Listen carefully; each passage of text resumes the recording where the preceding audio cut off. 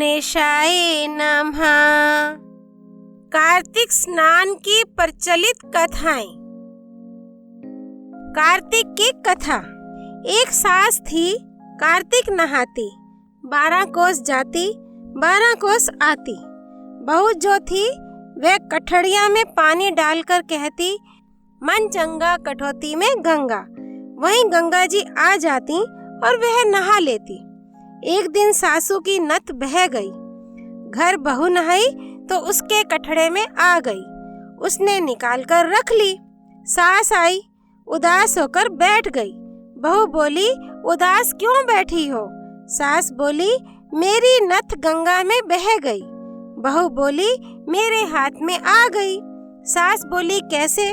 बहू बोली, तुम तो 12 कोस जाओ, 12 कोस आओ।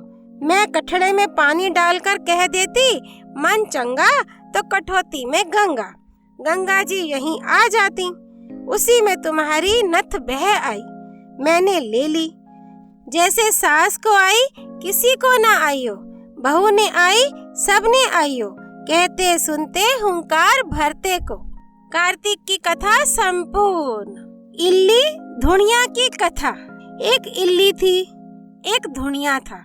इल्ली बोली, आ धुनिया, दोनों कार्तिक नहाए।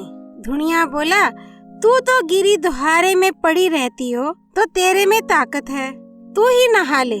मैं तो मोठ बाजरे में पड़ा रहता हूँ, मैं तो हरा भरा सीटा खाऊंगा, ठंडा ठंडा पानी पीऊंगा। फिर इल्ली तो रोजाना राजी की बाई के पल्ले में लगकर नहा आती और धुनिया नहीं जाता। कार्तिक उतरते ही पूर्णिमा को दोनों मर गए। इल्ली कार्तिक नहाई थी, इसलिए उसने राजा के घर जन्म लिया, राजकुमारी बनी, और धुनिया राजा के घर मेंढक बना। फिर राजकुमारी का ब्याह रचाया और जब विदा का समय आया तब राजकुमारी का बैल रुक गया तो राजा रानी ने पूछा कि बैल क्यों रुका? तेरे को क्या चाहिए मांग ले। तब राजकुमारी बोली कि मेरे को मेंढक सोने की सांकल में बांधकर मेरे रथ के पीछे बांध दो। सबने कहा, राजकुमारी मेंढक क्या मांगा, तेरे को कुछ धन और चाहिए तो ले ले। लेकिन उसने कहा कि मेरे को तो मेंढक ही चाहिए। उसने रथ के पीछे मेंढक बांध दिया। जैसे ही राजकुमारी महलों में पहुंची तो मेंढक को सीढ़ी के नीचे बांध दिया।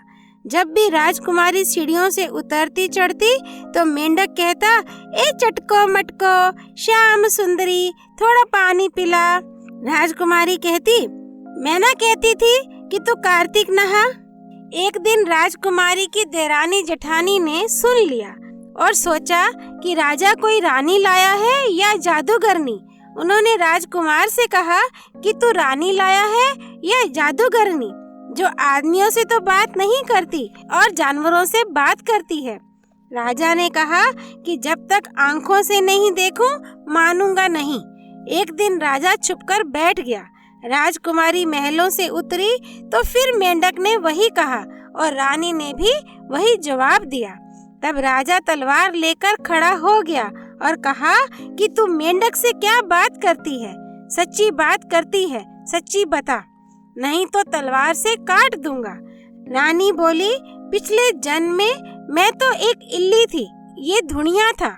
इसको मैंने कहा था कि आज दोनों कार्तिक नहाएंगे, ये तो नहाया नहीं और मैं नहा ली, इसलिए हम दोनों पिछली बात करते हैं। राजा ने कहा कि कार्तिक में गंगा नहाने का इतना फल होता है तो हम दोनों ही जोड़े से कार्तिक नहाएंगे और खूब दान पुण्य करेंगे, जिसमें हमें आगे इससे ज्यादा फल मिलेगा। दोनों कार्तिक नहाने लगे। राजा के घर खूब धन संपत्ति हो गई। हे कार्तिक महाराज, जैसा इल्ली को दिया सबको देना, जैसा धुनिया को दिया ऐसा किसी को ना देना। इल्ली धुनिया की कथा संपूर्ण। पंच भीखम की कथा। एक साहूकार के बेटे की बहू थी जो बहुत सुबह उठकर कार्तिक के महीने में रोजाना गंगा जी नहाने जाती, पराये पुरुष का मुंह नहीं देखती। एक राजा का लड़का था। जब भी रोजाना गंगा नहाने जाता और सोचता कि मैं इतनी सुबह नहाने आता हूँ तो भी मेरे से पहले कौन नहा लेता है। 5 दिन कार्तिक के रह गए। उस दिन साहूकार की बहू तो नहाकर जा रही थी, राजा का बेटा जा रहा था। खुड़का सुनकर वह जल्दी जल्दी जाने लगी तो उसकी माला मोचड़ी टूट गई। राजा आया, उसने सोचा माला मोचड़ी इतनी सुंदर है तो इसे पहनने वाली कितनी सुंदर होगी।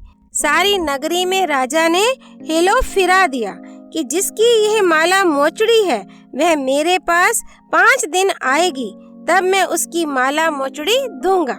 साहूकार के बेटे की बहू ने कहलवा दिया कि मैं 5 दिन आऊंगी, पर किसी को साख भरन के लिए बैठा दियो। राजा ने गंगा जी पर बिछावन करके एक तोते को पिंजरे में टांग कर रख दिया। वह सुबह आई, पहली पैड़ी पर पैर रखकर वह बोली कि हे कार्तिक ठाकुर, राय दामोदर, पांचू पांडु, छठो नारायण, भीषम राजा, उस पापी को नींद आ जाए। मैं सत की हूँ तो मेरा सत रखना। राजा को नींद आ गई और वह नहा धोकर जाने लगी तो तोते सुआ से बोली कि सुआ सुआ सुवट्टा गल घालूंगी, हार साख भरिए मेरा वीरा। सुआ बोला कि कोई वीर भी साख भर सकता है। तब वह बोली सुआ सुआ सुबट्टा पग घालूंगी, नेवर साख भरिए मेरा देवर। सुआ ने कहा अच्छा भाभी, मैं साख भरूंगा। वह तो कहकर चली गई। राजा हड़बड़ाकर उठा, सुआ से पूछा कि सुआ सुआ वे आई थी, कैसी थी? सुआ बोला आभा किसी बिजनी, होली किसी झल, केले किसी कामनी, गुलाब का सा रंग। राजा ने सोचा कल मैं अपनी उंगली चीर के बैठ जाऊंगा तो नींद नहीं आएगी। दूसरे दिन उंगली चीर के बैठ गया। वह आई, उसने वैसे ही प्रार्थना करी, बस राजा को नींद आ गई। नहा के जाने लगी तो सुआ ने साख भरा दी। राजा ने उठते ही फिर से सुआ से पूछा तो सुआ ने कल के जैसा ही जवाब दे दिया। उसने सोचा कल तो मैं आंख में मिर्च डालकर बैठ जाऊंगा। तीसरे दिन आंख में मिर्च डालकर बैठ गया। सारी रात हाय हाय करे बिताई। वह आई, उसने वैसी ही प्रार्थना की। राजा को नींद आ गई। नहा के सुआ से साख भरा के चली गई। राजा ने सोचा कि कल तो मैं कांटों की सेज बिछाकर बैठूंगा। चौथे दिन वह कांटों की सेज पर बैठकर हाय हाय करता रहा, पर जब वह आई उसको नींद आ गई।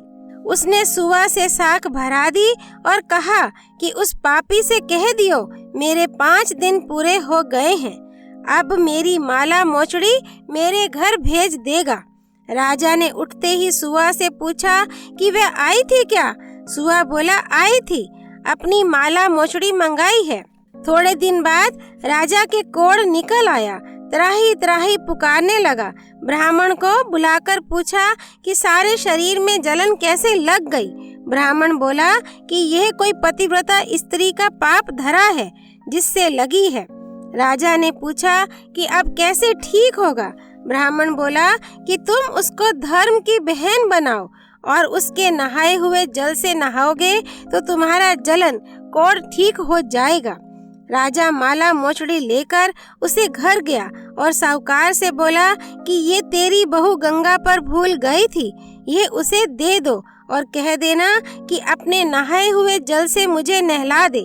साहूकार बोला कि वह तो पराये पुरुष का मुंह नहीं देखती, तो इस नाली के नीचे बैठ जा, वह नहाएगी तो तेरे ऊपर पानी पड़ जाएगा। राजा नाली के नीचे बैठ गया। वह नहाया जल गिरने से उसकी काया कंचन सी हो गई। हे पंच भिक्षु देवता, जैसे साहूकार की बहू का सत्ता रखा ऐसा सबका रखियो। कहते सुनते का हुंकारा हमारे सारे परिवार का रखियो। पंच भीखम की कथा संपूर्ण। कार्तिक मास की जय। लपसी तपसी की कथा। एक लपसी था, एक तपसी था। तपसी तो भगवान की तपस्या करता। लपसी रोजाना 1.25 सेर हलवा बनाकर भगवान को भोग लगाकर टाली हिलाकर जीम लेता।